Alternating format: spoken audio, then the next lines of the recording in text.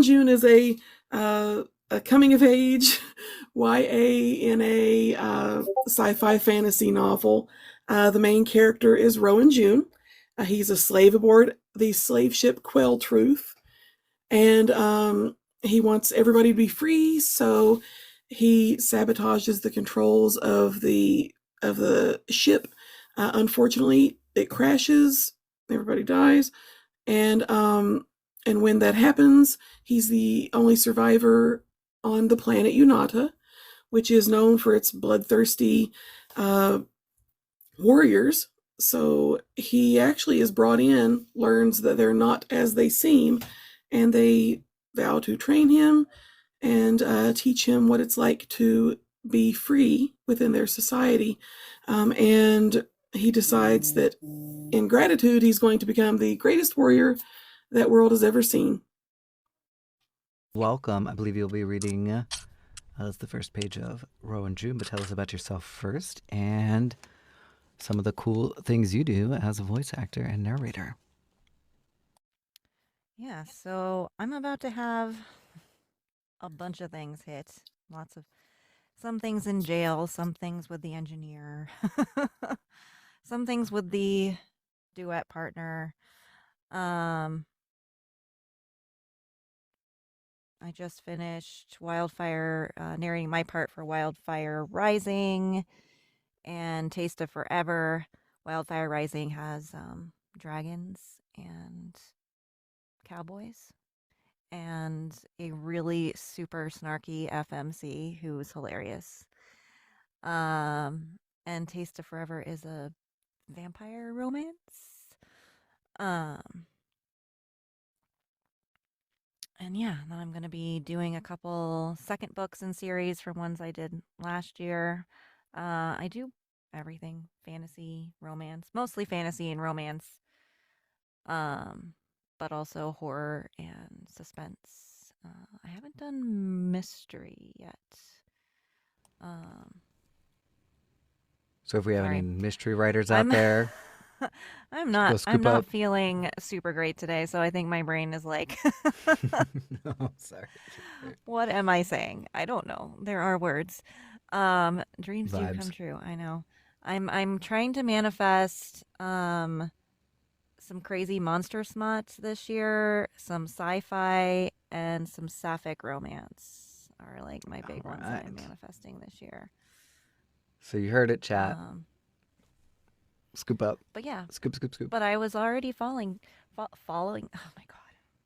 I was already following Tamara. Please say I said that right this time. When I saw it on the list, and I really like your covers, and so I was like, "Gimme!" That's my story. Tamara has beautiful self-drawn art. I think you forgot to mention you're the artist, right, Tamara? Oh, that's cool. Oh yeah, I did art too.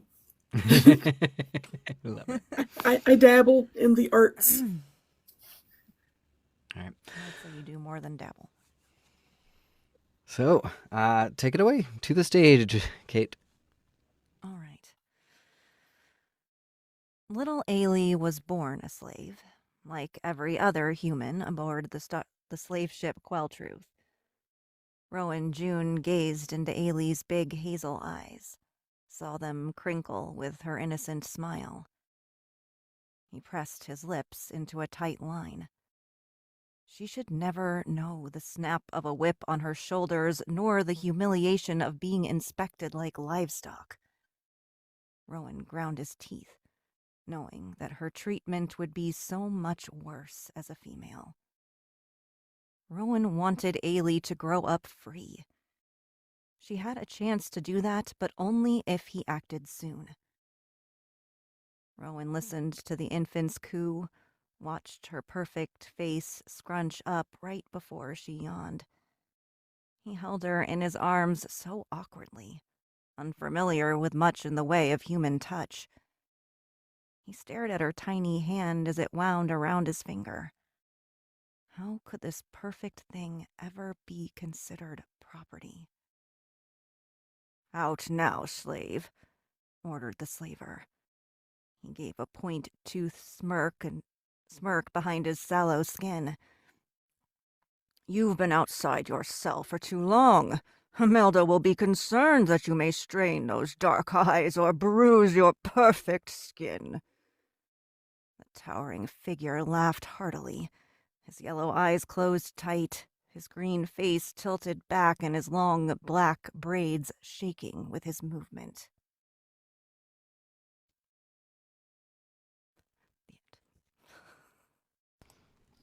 And then. Oh, And then what?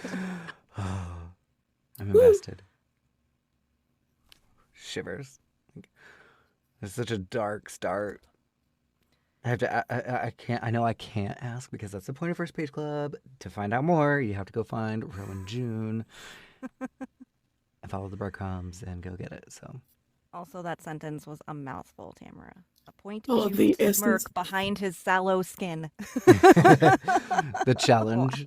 I love a good, I'm gonna good start- narration challenge. I'm going to start writing lines just for narrators to curse me over now. It's my goal. Sounded good, though. Thank you. How much alliteration can you jam pack into one sentence? I was just gonna say, I'm like, alliteration is great to read. Every narrator goes, "Oh no! I love it. Well, thank you so much for kicking us off this week. Lovely, well done. An amazing read and amazing book. Go follow each of these amazing people. And I'm going to see how many times I can say amazing before Amy kicks me off and says, all right, who's next? What a cover. Like, dark, brooding, beautiful. Thank you. I love the Fascinating. cover. And I feel like Sirenity, book 1, is indicative of a certain creature we may be encountering in Fury of the Sea. Hi, Fidi. Tell us about you. Tell us about Fury of the Sea. Well, hello, I am VD Salem, and yes, Fury of the Sea is about a siren. So it is a dark romantasy reimagining of The Little Mermaid, but it bends a little bit more towards the original. So I don't know if anybody has read the original by Hans Christian Andersen, but there is a lot more pain and torment in that one than the Disney version we're used to. And so it follows Mira, and she becomes stranded on land with 2 legs when her scales are stolen. And she has no clue what the human world is like. She has no clue what to do on land. So then several months later, she runs into our male main character, a sea captain named Emrys Eversail, who, for some unknown reason, is immune to her voice, which is her siren power. She can compel people if she wants to. So from there, he says he knows a way to get her home, and she kind of, with a lot of apprehension, joins his crew aboard his ship, Fury of the Sea. And this is out and about and available, and people who pick you up can find this elsewhere. Yes, it is currently out. It came out in September. Love it. So, folks, you know how to follow bird trails. Find VD Salem and Fury of the Sea. And now, oh, there we go. I was like, and now we have Lulu Soul here to read your first page. Tell us about you. Tell us about Fury of the Sea. Well, read us Fury of the Sea. I'm Lulu Soul, and I just so happen to be completely, utterly, and totally, absolutely normal about fairy tale retellings. So I am beyond excited to read this first page. I am an audiobook narrator, have been narrating since November, and I have quite a few books out. The latest one is The Silver Empress, which Tamara Henson also wrote. So this is the first page of Fury of the Sea by V.D. Salem. The siren raced along beneath the surface of the waves, enjoying the unusual warmth of the water seeping into her scales. Her heart beat wildly with the thrill of being so close to them. the finless, gill-less creatures she had always dreamed of seeing with her own eyes.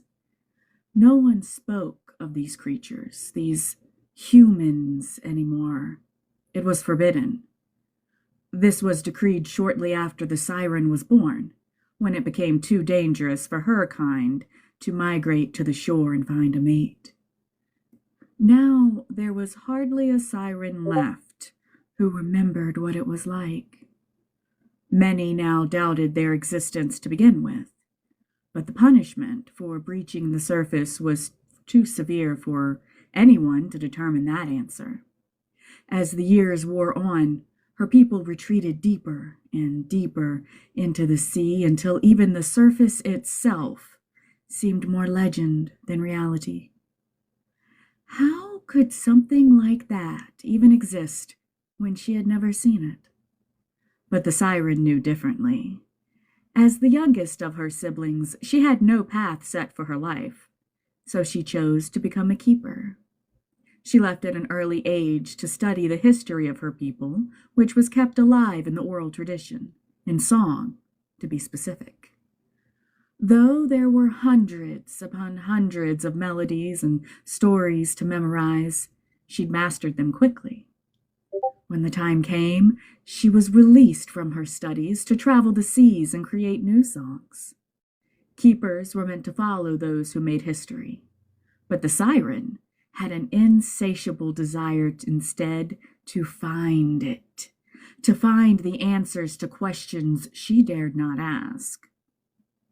It was in this manner the Siren found herself straying closer and closer toward the surface until she found her first ruin. Her gills had fluttered with excitement when she approached crumbling columns and decrepit roofs, albeit with the slightest hesitation. At what point did her research stray from curiosity to treason? She had learned no songs of the humans or their culture, only the vague warnings to stay away and the threat of exile that accompanied them. They pounded to the wild beat of her heart as the entrance yawned before her, dark and empty. Yet she sensed no danger within. In the end, she simply could not resist. And see. Ooh. I I love the it. dark That was pacing you put into amazing. that, and like, just it was so. I was sold. I was in. I need the rest of this book. I'm going to be searching for it immediately. So if anybody was like, I need to know what happens, go find Fury of the Sea and V.D. Salem. And if you loved what you heard, there's Lulu Soul's books are out and about too, so go find Lulu and check it out. Awesome. Thank you both for coming, for being here tonight. For everybody out in the chat, hello, all of you. Thank you so much for everybody who's been liking, sharing, sending lovely gifts up to our friends here in the boxes. This is awesome. If you are a writer and you would like to be part of First Page Club and have your first page read, follow the breadcrumbs over to my studio over in my bio, and there is the sign up form to join us for any of the upcoming First Page Clubs. I do this every Sunday at 7 p.m. Central. For narrators, if you are interested in joining us on a regular basis, follow the same trail and to the same studio, but there's, where there's a link to the left for writers, there's a link to the right for narrators, and that way you can check out on the regular what reads do we have available to you. Tell us about you. Tell us about you, Scarlet I Cross, can do and that. how people can find you and what you've got going on. So I am Scarlet Cross. I have been narrating since not very long, actually, since the end of September last year. So it has been a wild journey. I have 8 titles on Audible. I'm working on about 10 other titles at the moment. Also in an awesome multicast project with Tyler and a couple of other amazing people that I've met here on TikTok. So it has been a very busy, very fun 2026. And I narrate primarily in the romance, dark romance genre, but I also do thriller, horror. If it's fiction, I'll read it. So no biographies, got it. Yeah, I mean, I probably look, message me and we'll talk about it. So I found some information quick for everybody on Nicole. So coming from a public bio, Nicole writes action-packed young adult urban and epic fantasy adventures when she's not writing about quirky characters, magical battles, and loyal dragon companions. Ooh. She spends her time tabletop gaming and crafting cosplay costumes.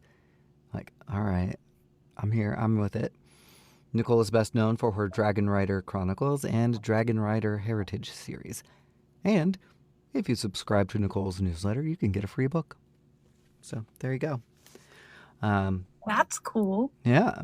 But now you have to go on an extra special hunt to go find Nicole Conway. Look, free is my second favorite four-letter F word.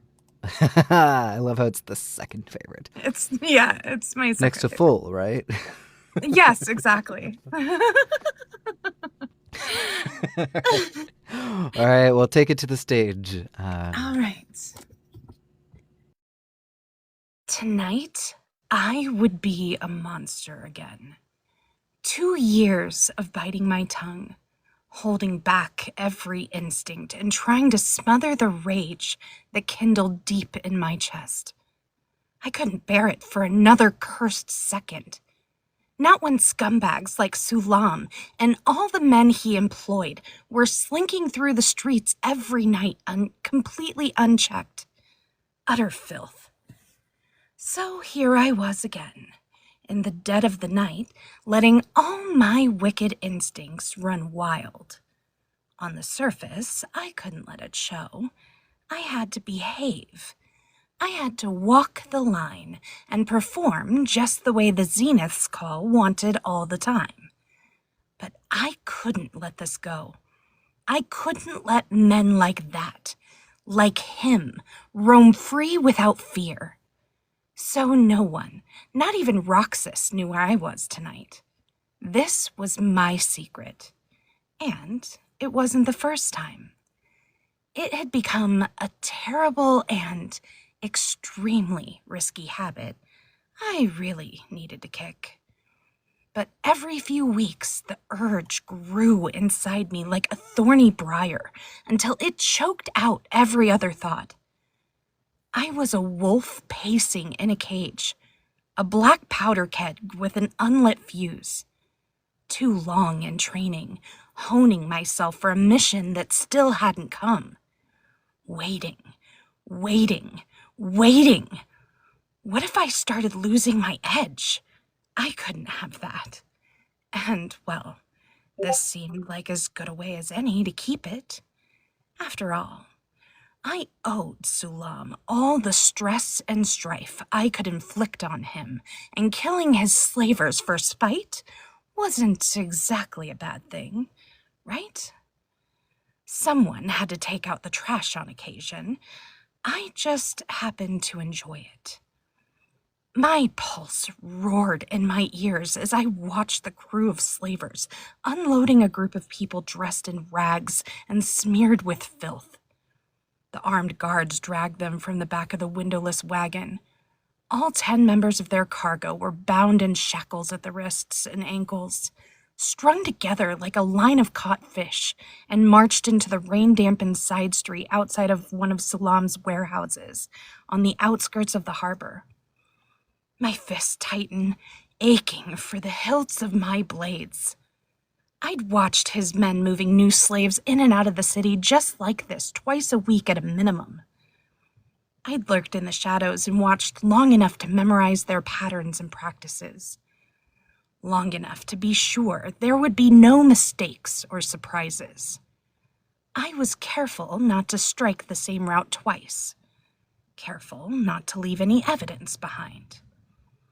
I licked my teeth behind my lips, watching the 4 guards set up their perimeter around the wagon, while the 5th and 6th went down the line, examining each individual in their cargo, evaluating them for sale. I stifled a growl. Sulam's men were nothing if not thorough.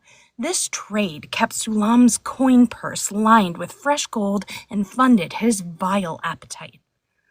Some went to pleasure houses or noble homes, while others were sent to work the mines. Some he even kept for his own entertainment, like Declan's little sister. He used her as collateral to keep Declan chained to that pit, fighting for his life every night. My stomach clenched at the thought. I wouldn't say it. I wouldn't admit that this was as much for him as it was for my own sanity. Declan wouldn't like it. He'd want me to stay out of his personal affairs. I usually did. I owed him that much. But not tonight. Tonight, Sulam would pay in coin and blood. And scene. Oh, heck yeah. Like, I love it. Like, and it's time. Dun, dun. What? I love it. Oh my god. Fantastic. Oh, hello. There's my boys. Yes, our boys. I threw both of them on here because I can. So these are the first 2 books in my Intricate Ties series. It's a duet that Tyler has just finished the 2nd book of, so that's what we're going to be doing tonight. I like to describe this series as, you know, if you picked up 50 Shades of Grey, but instead of that kind of disaster couple, it was a pair of like sweet boys like Shane and Ilya from Heated Rivalry that really love and trust each other. That's kind of the vibes. So Tyler likes to call it healing after he narrates all of the traumatizing books. Mine are the ones that make him feel better. It's true. But our first book, essentially is from Miles's point of view. It's he's decided that he needs a little bit of help as a recovering alcoholic, and someone has recommended that perhaps learning the art of surrender would be a good way to let go of control and start feeling better about himself. So he's spent an entire book just falling madly in love with the professional that he's hired to help him do this. And we finally get to meet Darren, his point of view in book 2, which is the 21st, I think, of April. We'll be out of ACX jail, hopefully, if I've mathed correctly. And yes, Darren is not a ginger. He just has auburn hair, as my wife is pointing out in chat. Not that there's anything wrong with ginger. Yeah, the books are available on KU. You can get to them through my BIO. I've got author signed copies available too. Yeah, I think that's about it. I'll let Tyler do his hot thing once he has it available. I will do that. All right. I was just answering a question for Travis. Okay. Are we ready? We are ready. Ha. Am I ready? Hi, everybody. I'm Tyler Laux. Welcome to my live. And this is Held in His Command, which I was so happy to be able to continue this story. Prologue. The Weight of Command. Darren Quinn. For the 4th time in 3 years, my so-called partner was forcing me to make a choice. He was drawing a line in the sand with the expectation that I'd cross it. It was the same ultimatum time and time again. Choose them or the job. And I was so tired. I'd seen this breakup coming for a few weeks. It should have been some faint consolation, but instead it had just made things worse. In truth, I'd seen it coming when James and I had first started dating, and willfully ignored my better judgment. I wanted a relationship. I wanted a partner. I'd been upfront with James about what I did for a living at the end of our first date. Is that going to be a problem? I'd asked him, my stomach clenching anxiously. He'd been dropping hints all night about going back to his place for coffee, and I very much wanted to. It had been almost 6 months since my last relationship, and I missed the warmth and comfort of romance. Unfortunately, I'd already learned many times over that my job was far more attractive to a boyfriend in theory than it was in practice. I managed Shimizu Services, New York's most exclusive haven for the overburdened. There, we provided unique therapeutic services, applying the balm of trust and emotional healing to the rich and powerful men and women who needed to surrender their burdens the most. When I'd been offered the position, I'd known immediately what an amazing opportunity it was, and I hadn't let that go to waste. I'd created the place I'd always dreamed of working in, a place where my employees were safe to use and grow their unique skills, a place where those in my care could escape from their troubles and even find healing. I'd made it a rule for the past 10 years to tell anyone I thought I might get serious with about my job before starting down the road to romance. I didn't like lying about such an important part of my life. Better to be upfront and cut things off at the pass if they had problems, than to get attached and deal with it down the road when it hurt more. I helped people in deep, meaningful ways. But all my exes had wanted to see was that I was spending that energy on people who weren't them. I couldn't help but be nervous. I'd already liked James even then. He was vibrant and social and, despite being younger than me, seemed like he was happy and confident and had a good head on his shoulders. All our interactions so far had shown me that he was a sweet, passionate man ready to give himself to a whirlwind romance. I knew I was a catch.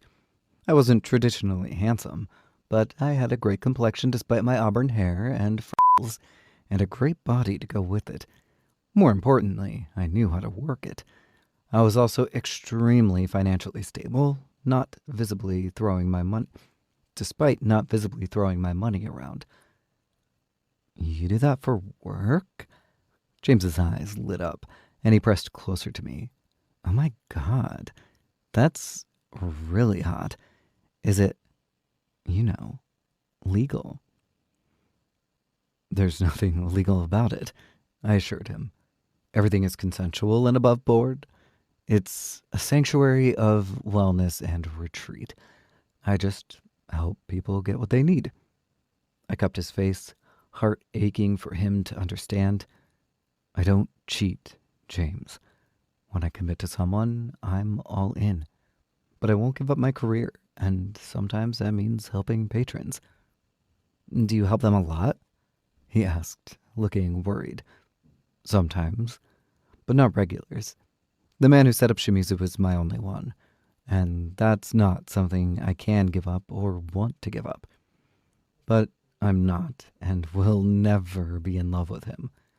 I'm looking for a real relationship. A niggling little voice in the back of my mind had seen the stars in his eyes as the shallow, romantic dreams they were. I shouldn't have ignored it. I'm looking for a real relationship, too, James had breathed, arching up to kiss me. I promise I'll support my sexy, hard-working man. And maybe you can show me some of the fun things you do at work. Smiling, I'd drawn him closer.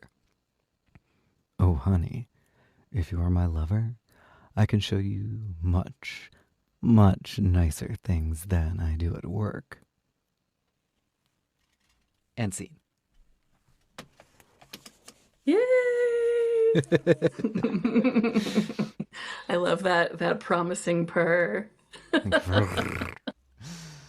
My boys. And so, yeah, watch out for that one coming out here out of ACX jail within the next 2 weeks. So exciting. Yes, can't happen soon Nope. enough. So, Ginger, welcome. Getting your Hi, cover how are up. you? Lovely. How are you? I'm good. Yeah, I will be reading tonight. There was a little issue. My narrator couldn't make it. I will warn you guys, I am not a narrator, so this is probably going to be deadpanned and stuttering. It's more than welcome up here. So, Ginger is the author of Sinful Desires, and yes, we did have Travis originally signed up to read this, but the good news for Ginger is that she had just signed the contract to have this turned into an audiobook. So, Yeah. Ginger, tell us about you. Tell us about Sinful Desires. Okay, so I am a dark slash pitch black multi-genre author. March was my 1 year being published, and I have 19 books available at the moment. Sinful Desires was my first full length. It is a dark romantasy about our very innocent little angel boy Kai and our very experienced demon Legion. So Kai is a loyal cherub who was raised up in Zion serving divinity. And Legion is the right-handed Tua of Asmodeus himself down in Gehenna. So they're from two separate worlds, and Kai does go through a lot because, you know, he doesn't think that you could have feelings for someone like Legion. But I really enjoyed reading this story, and these characters are very close to my heart. I love that. Everything you've told me about it, I think you're my next read after I get through an arc here. So, very excited to read this. But now we get to hear it eventually. That's exciting. Okay, I'm going to stop interrupting. Go ahead and read us the first page with all of the fun bleeps and bloops to prevent us from getting nannered. Yes, I was gonna quickly say that so all my books, whether it's the prologue or the chapter, does start in spice, self-spice, or something of the nature. So I will do all the bleeps and stuff and just let your guys' imagination run its course.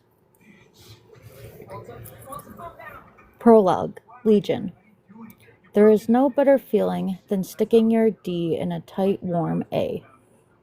Too bad the demon wrapped around my C is a fucking whore. Well, I can't say much considering I'm a whore. Besides unaliving and collecting the souls of the damned, there's not a lot to do in Gehenna. As the right hand Atua to Satan himself, I barely have time to schedule a fucking. I don't even remember the dude's name, just another demon visiting the club. We're all depraved fuckers. Well, you kinda have to be to make it down here. Muscles clench around pulling me out of my thoughts. And looking down, the guy's face is twisted in pleasure as I plow into him. His D bobs against his abs with every thrust of my hips. He's not even my type. The man's as big as me. I prefer the softer males to the rough, gruff ones. This dude is too fucking experienced. I like the innocent ones, the prudes, the ones who are only down here for stupid sins that are nothing but normal behaviors down here. I don't have the luxury of being picky tonight. I just need to blow off some steam. Asmodeus has a meeting with Divinity tomorrow. The bitch seriously needs to get laid. Might help dislodge that stick up her ass. My hand wraps around his C as the slute moans like a storm siren. The high-pitched shrill grates against my bones and my ears as I snap my hips. I just want to get this over with at this point. It hasn't even been fun in fuck knows how long. I'm not even close and no longer in the mood. Ripping my Dio, the male whines at the loss. Yeah, I'm done. You're not doing it for me tonight. His eyes widen in shock before transforming to fury. What the fuck, Legion? You can't just leave me fucking hanging. Tucking my C away, I zip up my pants and toss him a 20. Just did. The night's young and I'm sure you aren't going to stop with me tonight. Go find someone else. I grab my leather jacket off the cuck chair and toss it over my shoulder. My tail flicks behind me as I give him my back. My poor choice of ass balls up his fist as if he wants to throw a punch. Everyone down here knows I'm untouchable. Not only will I unalive them again, but Asmodeus would toss their souls into the pits. No one comes out of the pits. And scene. And then what? Damn. Okay. See, now you all know why this is like next chapter. Well, we're not messing around. No. The chat Yeah. commentary through Right. that was fantastic. Absolutely wonderful. You. I would you have to did good. scroll Yeah. through. Yeah, but like $20 is $20. So $20, $20. Okay. $20, $20. Especially Even in in hell, hell. I'm sure. Yeah. Right. Well, it does go into more detail after that, but yeah, $20, $20. All right. Simona says, I need this book immediately. I believe it's out on KU and all the usual places. So follow the breadcrumbs, find Ginger Moon Witch. And this is just one of a series, as well as I believe you have, like you said, 19 other books out. So Yes, and all my books except 2 are spicy. well, there you go. Mhm. The spice be spicing, dark and pitch black. Yes, very pitch black. Please read your triggers in all of my books. You have been warned. I love it. Thank you so much, Ginger, for coming. Oh, even better. Let's see. Isla Melysin, author of Siren and the Trident Throne trilogy. I am currently working on the first 2 audiobooks are out. I'm currently working on book 3. I'll just do a dual intro if that helps. She is currently working on the prequel, so lots of stuff coming. Yeah, I don't know what else to say. Follow the breadcrumbs. You'll be able to find Isla if you want The to. bread. And Spellwings. Spellwings Press. Yeah, that's a thing. It's a fantastic hybrid press for fantasy, romantasy, romance. It's a great community. If you know authors in those genres that are, maybe looking to join a community and work with a hybrid press, I highly recommend checking her out. And she also has the Spellwings Audio, the audio division. Yeah, where that's you can super find exciting. me and Tyler and Travis and lots of other people. Like Lulu and half the chat in here. All right. So take it away to the stage with you. And of course, tell us about yourself. All right. So, audiobook narrator. I have almost 50 under my belt between me and my pseudonym who does romance and the dark romance. And she's actually doing something right after this one. So, Marlena Garrett, if you want to look her up or if you want to keep track on her. And yeah, I personally love young adult, new adult. If it's a little bit paranormal, I will absolutely love that even just a tiny smidgen more because anything Buffy related, I love those. Coming of age, absolutely love those. Just all the feelings and all the angst. It's just like, okay. So, I'm ready to get going. Okay. It began as many endings do, with a silence that fell too still. The hour was late, the moon was high, the palace quiet, save for the whisper of silks and the rustle of jasmine vines that climbed the white columns outside the high windows. Queen Mab, swollen with child and unable to sleep, had dismissed her attendants hours ago. The palace physicians had pleaded with her to rest. The priests had left offerings beneath the balcony, scented oils meant to soothe and protect. But Mab stood alone in the solar, overlooked the luxury glittering night gardens, her arms wrapped under her belly, her gown clinging to the sweat-damp skin. Her black hair, streaked with crimson and gold, and usually pinned in regal coils expected of a queen, hung in loose, disheveled waves around her bare shoulders. The moonlight caught on her cheekbones, unpainted for once, and the lit edges of her profile in silver. Her gray-blue eyes, soft and hard as polished opal, were dull with a kind of tension that could only come from waiting. The courier came without a sound, He did not announce himself. He could not. The guards had tried to stall him, but Mab had felt his approach. She had turned before he stepped foot on the mosaic tile. She had known. Something in their bond, in the pit of her stomach. He dropped to one knee, blood on his knuckles, mud on his boots. His white wings were torn, his feathers snapped. "Highness," he said hoarse, "I bring word." She didn't hear the words. Not really. Just the name Edric. And gone. Then, nothing. The solar detonated. A siren scream erupted from Mab's chest so raw, it shattered every window in the high wing. Glass rained down across polished floors. Magic rippled outward in an uncontrollable wave that sent every servant within 100 paces to their knees. Blood ran from the ears and noses of the nearest guards. The drapes were torn from their wings. Mirrors cracked. One of the statues, an old carving of Queen Morgana, splintered down the center as if it, too, could not bear the sound of Mab's grief. She did not stop screaming. Not when the guards burst in. Not when the priestesses arrived.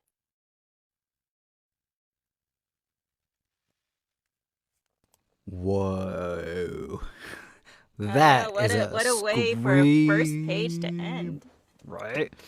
So if you want to find out what happens, you're going to have to go find Siren by Isla and Melysin. And if you want to hear the audio version of that, it's already available and narrated by Lauren. So there you go. I hope everybody scoops. Scoop, scoop, scoop. Awesome. Okay. Thank you so much again, Lauren, for coming and for reading for us tonight. We hope to see you up here again in coming weeks. And next up, I believe we have Travis and Rosalind. Correct. Right? We've got both of you at the same time.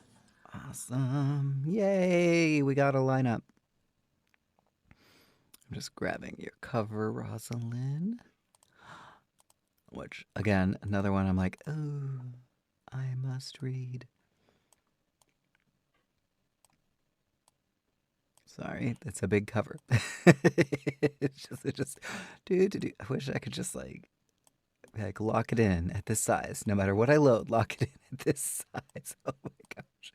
Excuse me, everybody. Sorry. Just there we go. It can be seen on screen. I mean, the title already. All right, Rosalind McBray, welcome. Thanks for joining us tonight. Tell us about yourself and tell us about The Viscount Gets His Man. I write spicy Regency romance, and I wrote out what I was going to say because I'm a nerd. So just here you go. The Viscounts of the Vale is, and can you hear me? Can everybody hear me? Okay. The Viscounts of the Vale is a series of spicy Regency romance novellas that follows the Viscounts of the Vale, a secret brotherhood of Viscounts within the Vale, one of London's most elite and secretive gentlemen's clubs. Fiercely loyal to one another and to those they've sworn to protect, the Viscounts are bound by a code of honor passed down from father to son and printed about 60 years ago. Every novella is anchored on one of the codes and the Viscount and the woman or man who brings him to his knees. The Viscount Gets His Man follows Fletch Mason. Oh, wait, sorry. I pushed the wrong button. Here you go. In the world of the Vale, love is love, identities are honored, consent is enthusiastic, and the Viscounts are as honorable as they are naughty. Each novella has a different spicy trope, from discipline to why choose to other fun things. The Viscount Gets His Man follows Fletch Mason, the Vale's second in command, and Viscount Rivers. Fletch was once a helpless orphan. Now he dreams of respectability and a life where he can never be helpless again. It means many things, including getting a wife. Rivers is as out as a man can be in Regency England. On the surface, he appears to be a carefree rake, but this dandy is outrunning deep childhood scars and a father who rejected him. And he's weary of playing the rake. He craves something real. Their friends at the Vale have grown weary of their longing glances that they've had since their meet cute in book 4. And so they've manufactured a month-long trip for them to go and purchase art for the Vale. Rivers imagines a month of indulgence. Fletch, who's closer to his dreams than ever, is determined to resist the man who tempts him beyond reason. The road has other plans. There are false identities, highwaymen, and a first kiss that changes everything. The code that this book is anchored on is a Viscount always has a choice. And I was deep into writing it in January 2025 and watching injustice around my country. And the book completely changed to a book about privilege and injustice and what people who have privilege can do. So there you go. Oh my gosh, that sounds And amazing. as Rosalind, I write these, and this is my pen name. I'm faceless here, and I'm also an author in another space. Awesome. So anybody who's interested, pick up Rosalind, go find the Viscount Gets His Man. And we have Travis here to read for you. Hi, Travis. Hello. Welcome. Tell us about yourself. All right, Travis VO here to read this amazing sounding book. You can follow the breadcrumbs. Things can click things out. Things are clickable now, which is wonderful. Makes things easy, so you can click things. Do that. But yeah, I'm here to read The Viscount Gets His Man by Rosalind McBray. Someone get me Fletch. It was a common refrain at the Vale. Each time Fletcher Mason heard it, usually being shouted by Viscount Highfell, or Kit as he preferred to be addressed, Fletch stood a bit taller. He was second in command at the Vale now, a far cry from how he'd started his career 13 years prior. You'll be needing to make your way in the world, his Aunt Dottie had said to the 12-year-old Fletch. Your mamma, God rest her, kept you at home learning your letters and whatnot. And right she was to do it, but I'm sorry to say those days are gone now, my boy. Aunt Dottie had said she knew a gentleman called the Keeper of the Vale, which is what had led them to this plain brick building in St. James. Said you can start as a knife boy. Go on now, Aunt Dottie had said in the kind, firm way she had. I'll see you tonight. And that was how it began. Young Fletcher Mason, the wide-eyed East London lad, newly an orphan and newly a servant, now a boy at sea in a world that was strange and new and suddenly far too large. He shuddered now to think of his life, how it would turn out without the Vale. He'd likely be dead or transported by now. At least at best, he'd be an assistant at a butcher's shop, slabs of beef slung over his shoulder. Instead, he'd risen in rank from knife boy to runner to porter to footman to bookkeeper. Now he was factotum. A slew of employees answered to him. In the evenings he wore a fine suit and watched the floor eagle-eyed. The members knew him by name. The servants trusted him. In his role, he'd done everything from settling back-alley brawls to negotiating the purchase of a fine French brandy, to even helping rescue the woman who would become Lady Highfell. Though he lived with Aunt Dottie until he was old enough to secure his own lodgings, the Vale had been home. Still was, especially now that he lived in a small set of rooms tucked in the back corridor. Someone get me Fletch, the call came again. Scene. Yes, I'm sorry. But yes. Sorry to You hear sounded that. so good, though. You sound so good. The affectations, it felt very Regency. Right? I just love it. Love everything about it. And then what So says on the my- chat? Yes. Right. This is so on my chat. It's so on my list. It's going to happen. Also, a Regency. I don't know why. The Regency is great. So this is going to be like Bridgerton, but better. So I'm already feeling it. Yes, I'm catching the same thing. Better. Much Right? better. Bridgerton, but better. what's great about indies is that you can really challenge the status quo. Yes. Absolutely. And make sure, folks, that you're scooping up Rosalind and Travis. Okay, so Amelia has on First Page Club before. I believe for those who were here last week, Amelia was the author who had 42 steps. And I think it was Travis who did that read, if I'm having memories. So Amelia writes contemporary romance and emotional stories about love that transforms us. The kind that challenges, reshapes, and quietly changes the course of our lives. Blending romance with women's fiction, her stories explore love as a journey, not just a feeling. Oh, and this is her memoir, The Infinite Vow, reflecting on commitment, legacy, and the promises that build a family and endure through time. And I hand it over to you, Jo. Yay. Okay, so The Infinite Vow. I'm going to read the preface as the introduction to the book. The Living Promise. Most love stories end at the wedding. This one began 12 years before the bells even rang. In 2010, the world was a different place. It was a world of 160-character text messages, flickering Nokia screens, and voices caught in the static of midnight calls. We were two people who, on paper, should never have worked. An 18-year-old girl with a meticulously planned future, and a 22-year-old man rebuilding his life from the wreckage of a road accident. For over a decade, our love lived in the shadows and the silences. It was forged on secluded military roads, tested in the searing heat of the Abu Dhabi desert, and held together by a loyalty that refused to break, even when the world and our own families demanded it. We were told that love wasn't enough to pay the bills, to bridge the distance, or to survive the real world. This book is a record of those years in between. It is a testament to the fact that love isn't just a feeling. It is a choice you make every single morning for 13 years until the world finally catches up. So,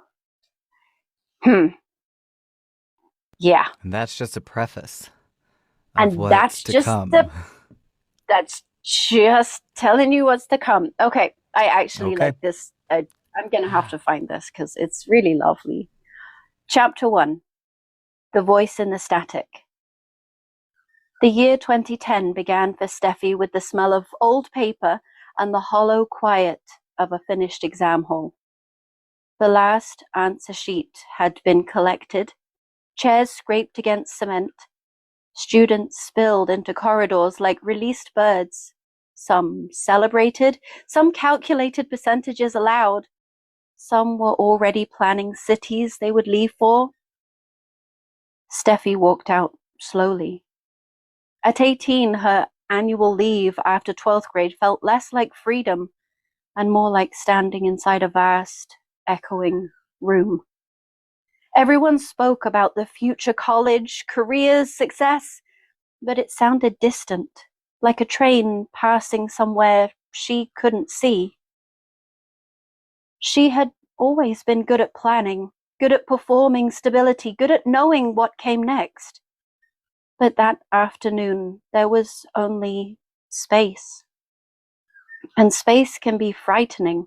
Her heart was bruised, still tender from a relationship that had quietly collapsed under the weight of final exams and growing expectations. It hadn't ended in betrayal or shouting. It had ended in exhaustion, in unread messages, in ambition pulling two young people in slightly different directions. No drama, just absence. She wasn't looking for love. Ah! Oh, way to leave my heart on a broken moment. Yeah, I was like, I could kind just of feel love that. it. Oh, I kind of love it. it's beautiful. So beautifully written. Okay, so yeah. So good. I hope that from there, right, Amelia brings in some kindness and love. And right? Yeah, I kind of Sugar hope Plum, so. like, don't stop now. Yeah. I kind of hope so. So follow the breadcrumbs, right, Tyler? Yes. Follow the breadcrumbs. Go Yeah, find the Amelia Lark. Go breadcrumbs. find the infinite Mhm. vow if you want to find out what happens. And Mhm. if you want to hear more by this amazing narrator, Jo Ryder, go scoop her Oh. up and pay attention to all of the cool stuff she's doing. While I So try to get this resized. this is book 2 in the Crimson series. Book 1 is actually free today if y'all want to go check it out on the Rainforest. Oh, look at that. Free books. We love free books. Everybody go pick up book 1, Crimson and Moonlight. Crimson Under the Moon. Crimson Under the Moon. Thank you. You can find it on my chain of trees on excellent. my profile. Follow the breadcrumbs, go pick up fantasy, and click the things that are clickable. Yes. So this is book 2. It is continuing Dominique's story. The blurb is, some bonds are written in blood, some destinies are carved beneath the moon, a night of beauty turns deadly. Dominique and her family are pushed to the edge, forced to survive horrors that leave no part of her world untouched. She must make impossible choices, wield power she never imagined, and protect the ones she loves, even if it means losing a part of herself in the process. When tragedy reshapes everything she thought she knew, Dominique must find the strength to endure, because some nights demand more than survival. Love it. And we have the indomitable Lulu Soul stepping up to read for you for tonight. So, Hello again. This sounds Lulu, really exciting. take it away. Chapter 1. Melissa, are you ready? Dominique asked. As ready as I can be. Her fingers worried the fabric at her waist, twisting satin under her until her knuckles whitened. This is a lot for one night. I know. Are you sure you're ready for this? I know that you've known Nicholas for 2 years now, but it's not the same as you shifting. I'm ready, but... Melissa tried to shrug it off, but goosebumps chased down her arms, betraying her calm act. I've read the fantasy books about werewolves, vampires, and witches, but I never dreamed they were real. When Nicholas first approached me, she continued, voice trembling between nerves and awe. It was like I already belonged to him, love at first sight. But he wouldn't have anything to do with me. She shook her head. He said he fought it because I wasn't a werewolf and his pack didn't really interact with humans. But I kept coming around to hang out with you, and finally, he just couldn't resist anymore. You warned me there was something different about him, but I didn't listen. I couldn't. I saw my whole future in his eyes, and I still do. I'm so happy for you, my friend. I'm glad you accepted this life. That way, I'll never lose you. I know I'll have to hide what I am from Post. Dominique's gaze lingered on the wall instead of the mirror. It was easier than meeting her own reflection. He's the only family I have left, you know? I know you can't tell him, Melissa said gently. Neither of us can. But he isn't your only family. You have us, me, Nicholas, Tim, and the kids. You're not alone. I love all of you, and I know family is who you choose, but he's my only blood family left. Dominique rubbed her thumb along the ring on her finger, grounding herself. The kids have my blood, but someday, her voice faltered, someday I'll outlive everyone I love. I'm 31, and I already feel time chasing me. It's not natural. None of this is natural, Dom. The air around Melissa shimmered, a static charge prickling Dominique's skin. Let's live for today. You're right. From happening, she said, her fingers brushing the invisible spot where his claim still burned beneath her skin. That was amazing. Well, I appreciate you guys for having me. I appreciate yes, because especially because character development in terms of people purchasing my book and allowing me to be my husband's sugar mama is definitely character development that I think we can all get behind. Yes, So. absolutely. 100,000%. I love it. So, all right, KG, tell us about you. Tell us about the Black Rose series. All right. So it's actually, the title of the series is called The Chronicles of the Deception. The first book is The Deception of the Black Rose, and the Deception is actually the name of the Black Rose's ship. So it is a spicy pirate romance set in the 1700s in the Caribbean. And it is mostly historical, but using a liberal dose of the D&D rule of cool. So I do a lot of research, but it is very important for me to also write a cool and sexy story. So, and I always make the joke that we don't talk about pirate hygiene. So we don't talk about it. It's like Bruno. We don't talk about that. Fine. Yeah, they're all perfectly fine. Yep. They're on the ocean. They can stay clean. Fine. Yes, of course. And we also have a very diverse crew, and we have a pretty even male-female ratio on the ship as well. So I think that, but make a microcosm of what the Caribbean looked like at that time. So we have a very interesting mix of people on The Deception.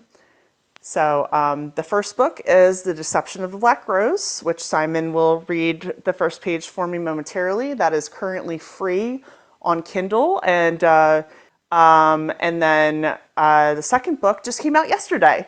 So the second book is called The Crew of the Black Rose, and it picks up 5 minutes after the end of this one. I like it. No, like, months-long wait, like... Well, I mean, this first, you mean, like, okay, in terms sorry. of timeline in the story, yeah, like, yes, this second story, you just, like, pick up, it's like the next page. Yes, and I love it. It is literally 5 minutes after, because it was originally, I wrote both books together and then cut it in half. Oh, wow. So, and then the next book is The Fleet of the Black Rose will be book 3, and there will be a jump from May to July. So there will be a little bit, or maybe June, I haven't quite figured it out yet, but there will be a little tiny jump, but not a huge amount.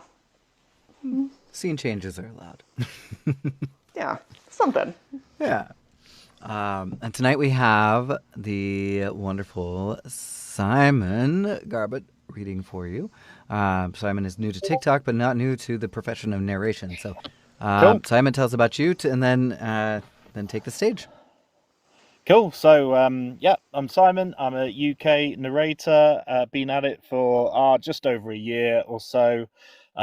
Varying different books and genres, fantasy, sci-fi, some satirical romance. I've got a Regency Pride and Prejudice variation coming out soon as well. So, I'm all over the place, but I love everything. So yeah, if you want to chat about books, chat about audiobooks, chat about anything, then find me wherever you want to find me, and always happy to chat.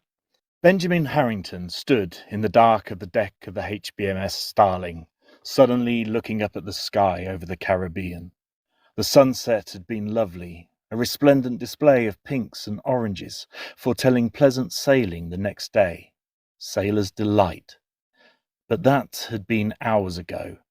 Now there was inky blackness in all directions. The only separation between the black of the sea and the black of the sky was the myriad of stars twinkling. The man was alone, except for his flask and his foul mood. It was past midnight, and he had watch duty. His duty was not the reason for his misery, nor was his solitude. He normally relished quiet nights under the stars, reflecting on his journeyings and imagining the seas ahead. No, 2 days from now, they would make port back in Jamaica, and he would have shore leave. Shore leave in Jamaica meant he had to go home, back to Anne. Then took another swig of his grog. Anne. End scene, short and sweet. Yeah. Yay! There you go. I know, having read the full chapter, I know who Anne is. I want to know Also, who Anne is. That's it. I can say this without spoiling. KG doesn't wait for things to get warmed up on that. We get spicy on page 10.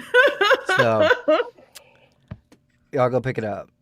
Pick it up. Get ready because the sequel is out.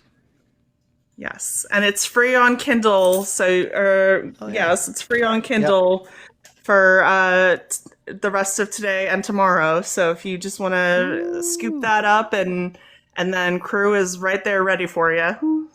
That was so good. Oh my god, I feel squishy inside. I love it. It like gotta be such a feeling to hear your words read. Love it. Well, sounds great. It's so good. Oh. Wait till you find out who Anne is. Oh my gosh. Okay. That's it. And then also remember that Fantasy Nelson's first book in her series is also at the same place. So we got lots of lovely, for those who love books and love supporting indies, you've got some awesome options waiting for you on the KU. Or not even KU, just on the K. Free K. Special K. Yes. I don't know what to call it. All right. Well, thanks everybody for coming out.